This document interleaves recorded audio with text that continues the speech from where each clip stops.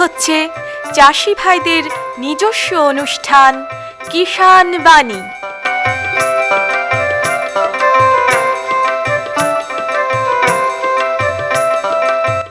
কৃষি, মাছ চাষ, প্রাণী সম্পদ উন্নয়ন, সমবায়, ফল চাষ, কৃষি প্রযুক্তি, পশুপালন, গ্রামোন্নয়ন এ সব কিছু জানতে শুনুন কিষাণ বাণী।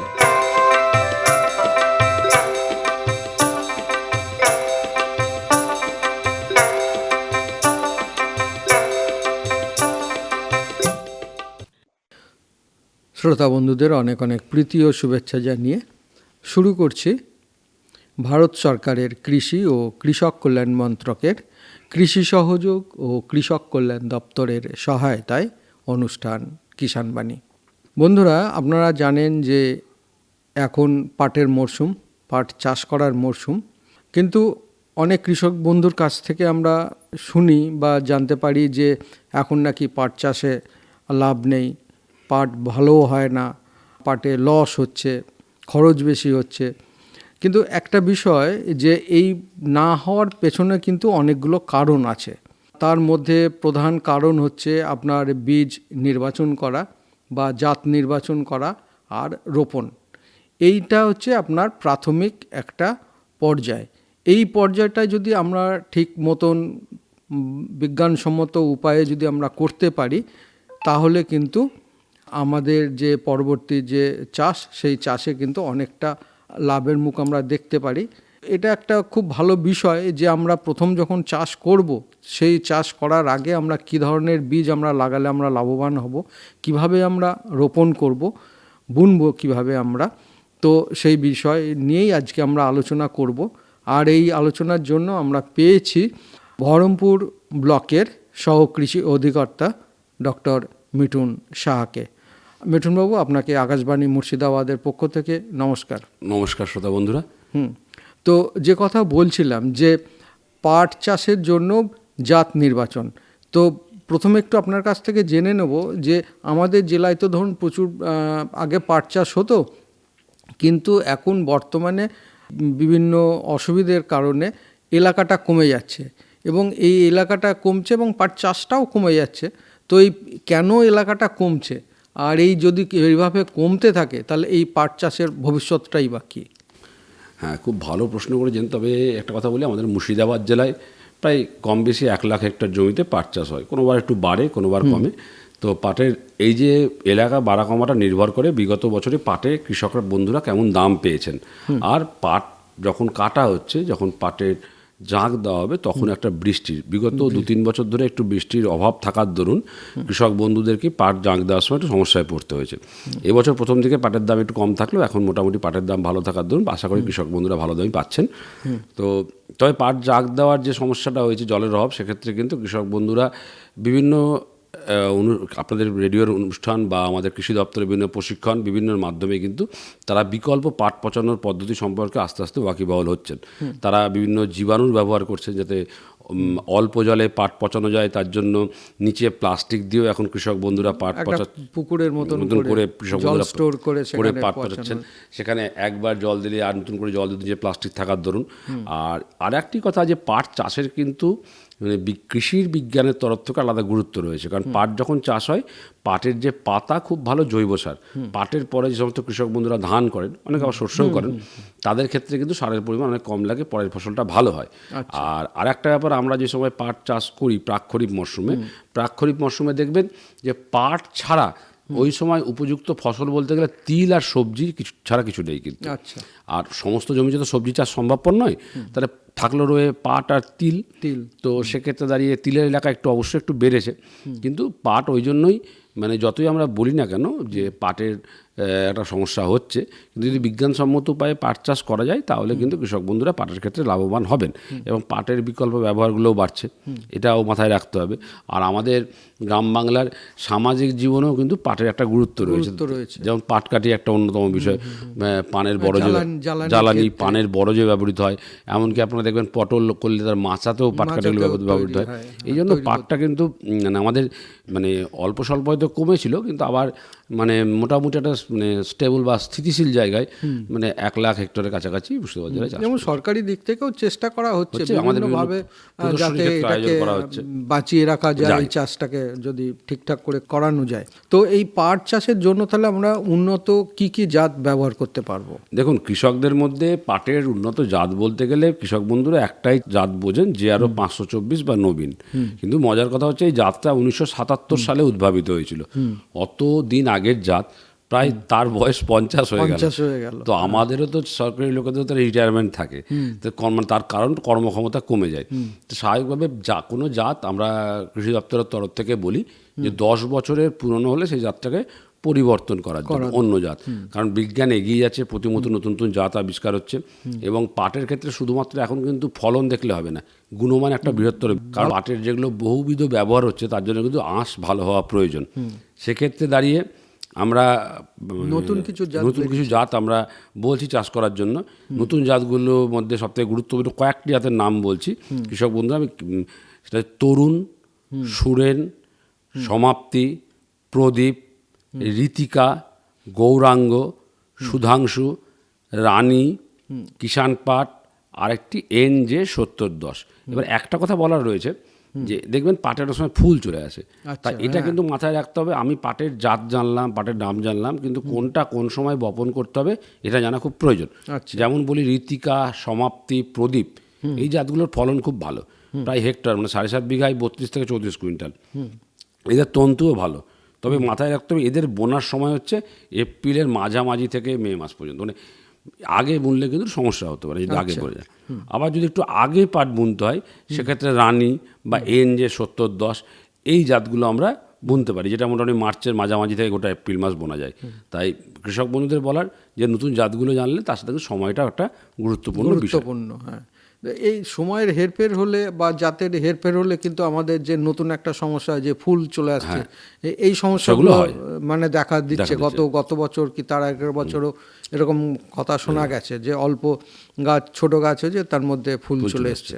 এই সব জাতগুলো যদি আরও একবার রিপিট করে দেন মানে কৃষক বন্ধুদের জন্য। বলি, আমি ধীরে ধীরেই বলছি। ঋতিকা, সমাপ্তি, প্রদীপ, গৌরাঙ্গ, সুধাংশু, রানী, কিষাণ পাট, আর NJ 7010। তো এইগুলো মোটামুটি এপ্রিল মে মাসের মধ্যেই, এপ্রিল, এবং খুব ভালো হয় যে 15 এপ্রিলের পর থেকে যদি বোনা যায়, যেটা এখন সময় যাচ্ছে 7 দিন পর থেকে, সেটা কিন্তু উপযুক্ত সময়। মানে এই সময় এই পাটগুলোকে বুনে দিতে হবে। আগাম বুনতে গেলে দুটো জাতের কথা বললাম, রানীর কথা বললাম, NJ 7010 কথা বললাম। আচ্ছা, এই দুটো মানে মার্চ বলছে এপ্রিলের প্রথম দিকে যদি বোনা যায় তাহলে ওই জাত দুটোর কথা। তো সঠিক গুণমানের বীজ কি করে আমরা এটা বুঝবো? হ্যাঁ, এটা খুব ভালো প্রশ্ন করেছেন। সেটা হচ্ছে যে কৃষক বন্ধুরা মূলত পাটের ক্ষেত্রে কিন্তু সম্পূর্ণটা বাজার থেকে বীজ কেনেন, কারণ আমাদের এখানে বীজ উৎপাদন হয় না। তো সেক্ষেত্রে দাঁড়িয়ে মাথায় রাখতে হবে শুধু পাট বলে না, সমস্ত ফসলের ক্ষেত্রেই সার্টিফাইড বা সংশোধিত বীজ কিনতে হবে। এবার সার্টিফাইড বা সংশোধিত বীজ চিনবো কী করে? সেক্ষেত্রে পাটের বীজ যখন কিনতে যাবেন, 2 কিলোর প্যাকেট হয়, 2 কিলোর প্যাকেটের ওপরে দেখবেন সেলাই করা একটা নীল রঙের কার্ড আছে। আচ্ছা, একাধিক কার্ড থাকতে পারে, কিন্তু হালকা নীল রঙের কার্ডটা হচ্ছে সার্টিফাইড বা সংশোধিত বীজের জন্য কার্ড। এই কার্ডটি বুঝবো কী করে? কার্ডে দেখবেন একটা লট নাম্বার বলে কথা আছে। সেই লট নাম্বারে একজন আধিকারিকের সই থাকে, এবং হাতে সই, কিন্তু প্রিন্টেড নয়, হাতে সই থাকে। এবং ওই লট নাম্বারে কি থাকে? প্রথমে মাস থাকে, সাল থাকে, কোন মাসে বীজটা উৎপাদিত হয়েছিল, কোন বছর, কোন রাজ্য, অনেকটা গাড়ির নাম্বারের মতো, কোন রাজ্যে উৎপাদিত হয়েছে, এবং রাজ্যের পরে কোন জেলায় উৎপাদিত হয়েছে, কোন কোম্পানি, সমস্ত কিছু লট নাম্বারে আছে। এটা এই কারণে যে সংশ্লিষ্ট বীজ যারা হয় তারা সেই বীজের গুণমান সম্পর্কে সেই স্বীকৃত সংস্থা দায়িত্বপ্রাপ্ত হন, এবং সেটা সার্টিফাই করা একজন সরকারি আধিকারিক, যেটা যে রাজ্যে উৎপাদ হবে সেই রাজ্যের আধিকারিক। এই জন্যই বলার, শুধু পাট বলে নয়, কৃষক বন্ধুদের অনুরোধ যে সমস্ত ফসলের ক্ষেত্রেই অন্ততপক্ষে সংশোধিত বীজ কিনুন। কারণ এর আগেও যেগুলো আছে, আমরা ইংরেজিতে বলি বিরাজ সিড বা ফাউন্ডেশন সিড, এইগুলো হয়তো কৃষকরা বাজারে সরাসরি পাবেন না। এগুলো আমাদের গবেষণাগারে বা কৃষি দপ্তর বিভিন্ন প্রদর্শনীতে ব্যবহৃত হয়, কিন্তু সংশোধিত বীজ কিন্তু পাওয়া যায়। সংশোধিত বীজটাই কেনার জন্য সে যে কোম্পানিরই কিনুন, আবার যেখানকারই কিনুন, অবশ্যই সংশোধিত বীজ কিনবেন। তো সংশোধিত বীজ কিনলাম এবং ভালো জাতের বীজ কিনলাম, কিনলে তো হবে না, এবং সেটা চাষ মানে ভালোভাবে চাষটা করতে হবে। প্রথমেই আমরা এই বীজগুলোকে যদি লাগাতে চাই তাহলে জমিটা আমরা কিভাবে তৈরি করব? হ্যাঁ, এটা দেখুন, মানে পাটের বীজ খুব ছোট, এটা বলার অপেক্ষা রাখে না। আমরা যদি বিজ্ঞানগত বলি যে আমরা যে কোনো বীজের ক্ষেত্রে মানে টেস্ট ওয়েট বলে কথা ব্যবহার করি। টেস্ট ওয়েট কথার অর্থ হচ্ছে 1000 বীজের ওজন। পাটের ক্ষেত্রে 1000 বীজের ওজন মাত্র 2 গ্রামের কাছাকাছি। তাহলে স্বাভাবিক বোঝা যাচ্ছে খুব পাট বীজ খুব ছোট, তাহলে স্বাভাবিক মাটিটাকে খুব ঝুরঝুরে করে চাষ করতে হবে। এবং আমরা তো বিজ্ঞানসম্মতভাবে কৃষি প্রযুক্তিবিদরা বলি যে লাইনে পাট বুনতে হবে সিড ড্রিল মেশিনের মাধ্যমে। যদি লাইনে পাট বুনতে হয় সেক্ষেত্রে দাঁড়িয়ে আমার সিড ড্রিল মেশিন ব্যবহার করব। তাহলে যদি মেশিন টানতে হয় তাহলে জমি মাটিকে অবশ্যই ঝুরঝুরে থাকতে হবে। এই কথাটা কিন্তু কৃষক বন্ধুদের বারবার অনুরোধ করছি। মাটি ঝুরঝুরে না হলে কিন্তু সেখানে ভালো বীজের অঙ্কুরোদ্গম হবে না, বীজ ঠিকভাবে পড়বে না। পরবর্তীকালে মানে দেখা যাবে যে পাটের স্বাস্থ্য কম ভালো হচ্ছে না, কারণ যখন সেচ দেবো তখন সেচের জলও ঠিক মতন পাওয়া যাবে না। এই জন্য মাটিটা খুব ভালো করে তৈরি করতে হয়। 5 থেকে 6 বার মানে আড়াআড়িভাবে চাষ দিয়ে ভালো করে মাটি তৈরি করব। তার পরবর্তীকালে আমরা যদি একান্তই বীজ লাইনে না বুনতে পারি তাহলে ছড়িয়ে যেমন আমরা বুনি। তো এই সময় এই যে চাষ আমরা দিচ্ছি, এই চাষের সময় কি আমরা কিছু সারটার ব্যবহার করব? মানে এক্ষেত্রে বলি যে পাটের ক্ষেত্রে আমরা সার মোটামুটিভাবে যে রাসায়নিক সারগুলোর কথা বলি সেটা 3 ভাগে ব্যবহার করতে হবে।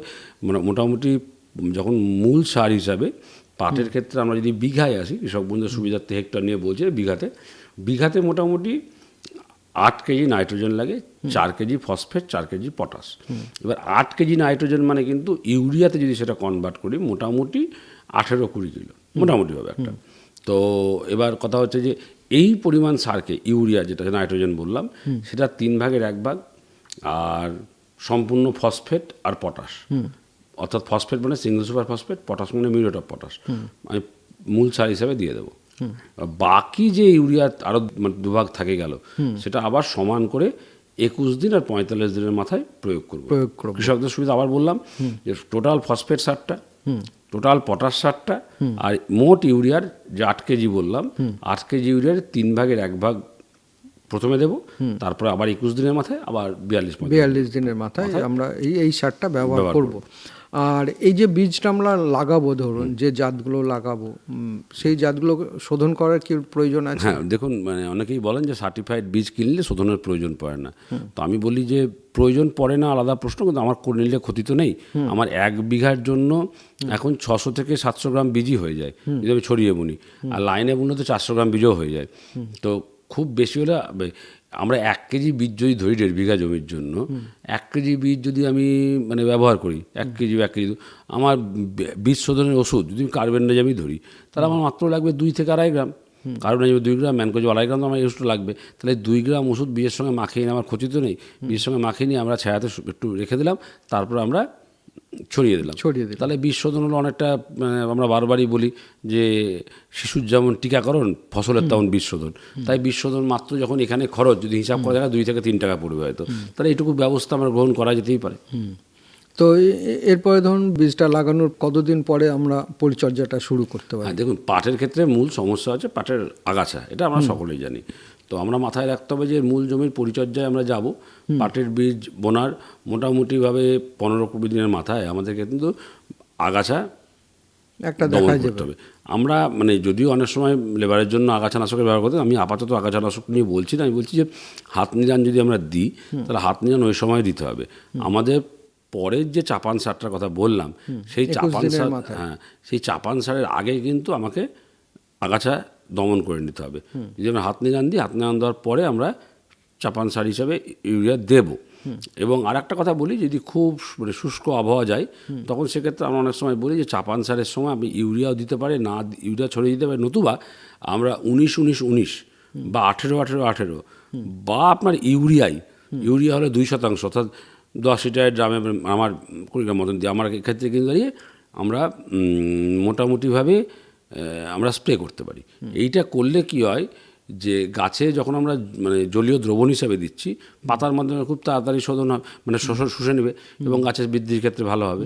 আর এখন আমাদের মুর্শিদাবাদ তথা মানে গাঙ্গেয় পলিভিত্তিক অঞ্চলে বেশিরভাগ দিকেই দেখবেন 2 থেকে 3, অন্ততপক্ষে 3টে ফসল হয়েই যাচ্ছে সমস্ত জমিতে।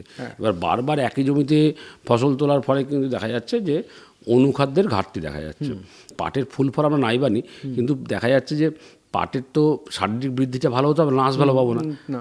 সেক্ষেত্রে দাঁড়িয়ে আমরা কিন্তু কৃষি দপ্তরের তরফ থেকে আমরা বোরন ব্যবহার করার অনুখাদ্য বোরন ব্যবহার করার পরামর্শ দিই, এবং আমরা আমাদের কৃষি প্রদর্শনীতেও বোরন ব্যবহার করি। সেখানে ডাইসোডিয়াম অক্টোবরেট 1 মিলি প্রতি লিটার জলে গুলে আমরা 2 বার স্প্রে করার সুপারিশ করে থাকি। এটা বীজ বোনা 3 সপ্তাহ পর, আর এটা বীজ বোনা 6 সপ্তাহ পরে। অনুখাদ্যগুলো স্প্রে করলে গাছের বৃদ্ধিটা ভালো হবে। মানে আঁশের ক্ষেত্রেও সেগুলো কিন্তু কার্যকরী ভূমিকা নেবে। আর মূল সার হিসাবে আর কিছু না, মূল সার হিসাবে আমরা তো ডোজটা বললামই। তার বাইরে এটা একটা মাথায় রাখবেন, বিভিন্ন গবেষণাগারে পরীক্ষা হয়েছে যে আমরা যখন ফসফেট সার যেটা দিচ্ছি, অবশ্যই সিঙ্গেল সুপার ফসফেট দেওয়াই ভালো। সিঙ্গেল সুপার ফসফেট দিলে কিন্তু পাটে দেখা গেছে একটা সালফারের আলাদা গুরুত্ব রয়েছে। সিঙ্গেল সুপার ফসফেট দিলে কিন্তু আমরা ফসফেট সার যেমন দিচ্ছি, সাথে সাথে আমরা বিনামূল্যে সালফার এবং পটাশটাও পেয়ে যাচ্ছি। এটা একটা গুরুত্বপূর্ণ বিষয়। আর এই সার একটা কথা বললেন আমাদের, আপনি কৃষ্ণবাবু বলেছেন আগে যে পাটের ফুল চলে আসা। পাটের ফুল চলে আসার সমস্যা অনেকগুলো কারণে হয়। কি করা যেতে পারে সেটা একটু ছোট্ট করে কৃষক বন্ধুদের বলে রাখি, যে যদি পুরনো বীজ হয় বা পাট হচ্ছে ছোট দিবসীয় ফসল, ইংরেজিতে বলে শর্ট ডে প্ল্যান্ট, যদি মেঘাচ্ছন্ন আকাশ দীর্ঘদিন ধরে থাকে, দিন ছোট হয়ে যায়, তখন কিন্তু পাটের ফুল এসে যাওয়ার প্রবণতাটা থেকে যায়।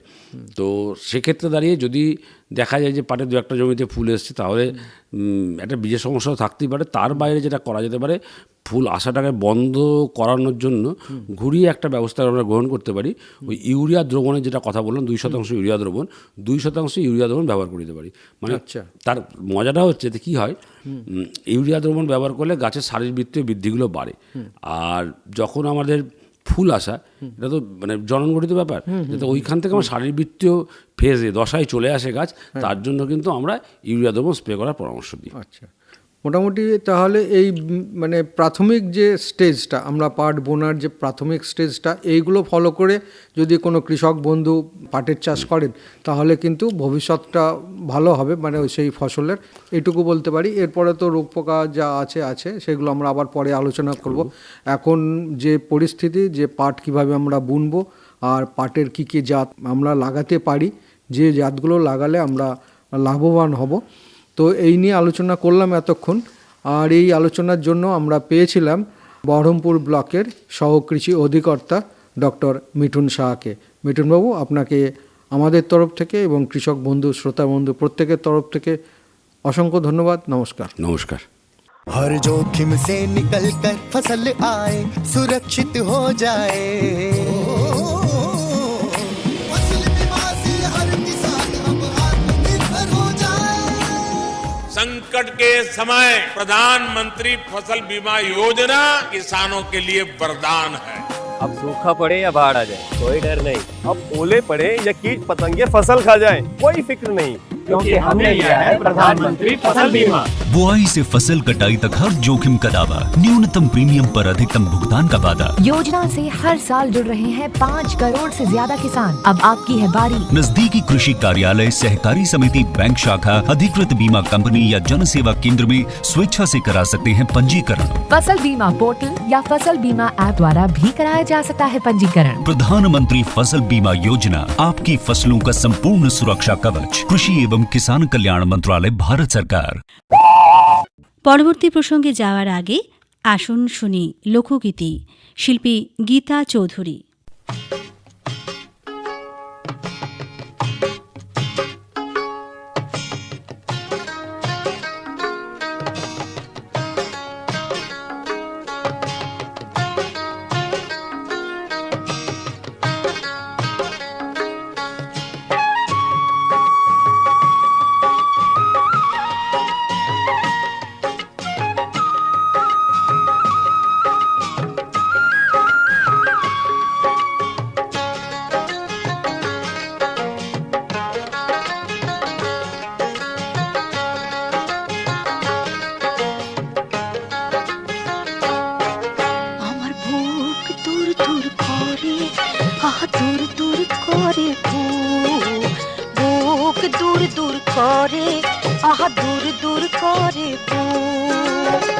চাঁদের আলো নদীর জলে, চাঁদের আলো নদীর জলে যেমন খেলা করে আহা শামলা গায়ের বটি এলো, শামলা গায়ের বটি এলো অনেক দিন পরে। আমার বুক দূর দূর করে, আহা দূর দূর করে বুক, বুক দূর দূর করে, আহা দূর দূর করে বুক।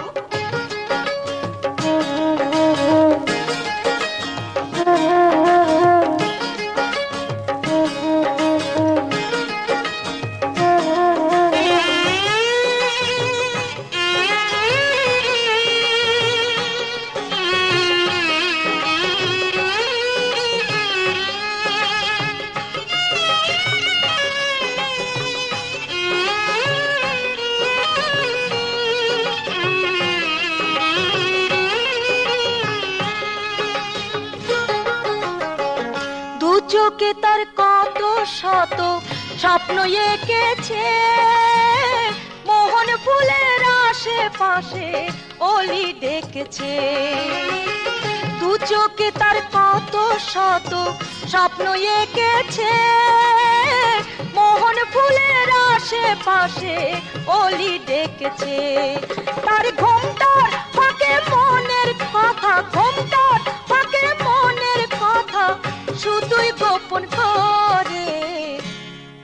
আমার বুক দূর দূর করে, আহা দূর দূর করে বুক, বুক দূর দূর করে, আহা দূর দূর করে বুক। এতক্ষণ শুনলেন লোকগীতি, শিল্পী গীতা চৌধুরী। प्रधानमंत्री किसान मान धन योजना। मिलेगा पेंशन का सहारा, कृषक ना होगा बेसहारा, जुड़ेगा खुशियों से नाता, कटेगा सुख से बुढ़ापा, सुरक्षित होगा अन्नदाता, सुरक्षित होगा अन्नदाता।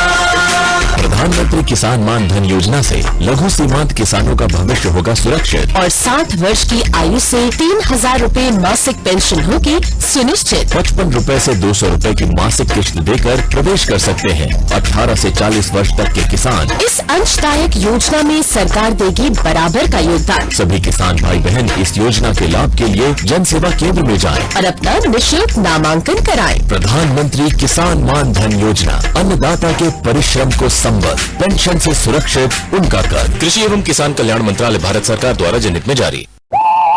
এবারে স্টুডিওর বাইরে থেকে রেকর্ড করে আনা অনুষ্ঠান। বন্ধুরা, আজ আমরা এসে উপস্থিত হয়েছি খড়গ্রাম ব্লকের নগর গ্রামে। আর এই গ্রামে এসেই আমরা একজন মহিলা কৃষক বন্ধুকে পেয়েছি। তার যে চাষবাস, সেই চাষবাস সম্পর্কে আমরা শুনবো। তার আগে আসুন একটু পরিচয় করে নিই। কী নাম আপনার? শান্তনা মণ্ডল। শান্তনা মণ্ডল। পরিবারে কে কে আছে? পরিবারে আমি, স্বামী।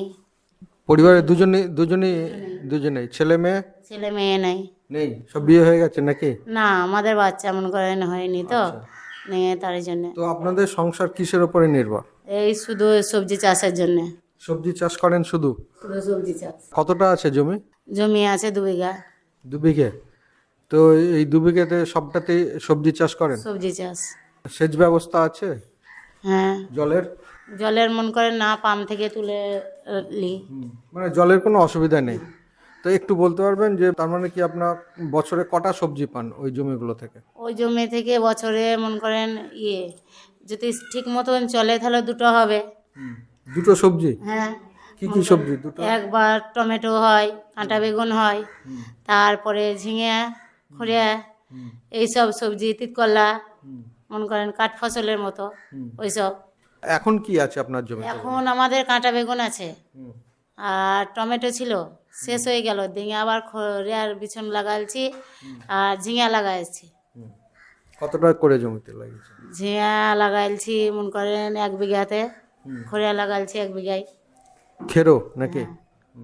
এটা গরমের তো একটা ফসল সবজি। আর কাঁটা বেগুন আছে 10 কাঠা।